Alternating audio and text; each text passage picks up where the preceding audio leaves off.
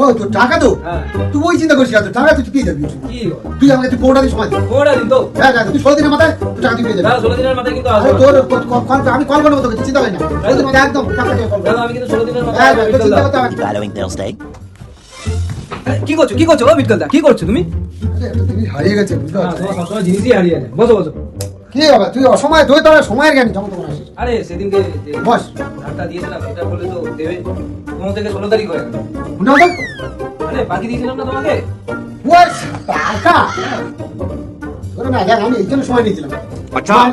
বইয়ের একটা টাকা দিবে খাই, আচ্ছা সরকারি টাকা, ঠিক আছে? আমার একটা ঢুকেছে কৃষক বন্ধু টাকা। তো ভালো তো, তাহলে আমারটা দিয়ে দাও। এই গেল কোশ্চেন, পুরো টাকা দিচ্ছে সরকার, পুরো তো রিটার্ন চায় না। মজা আয়।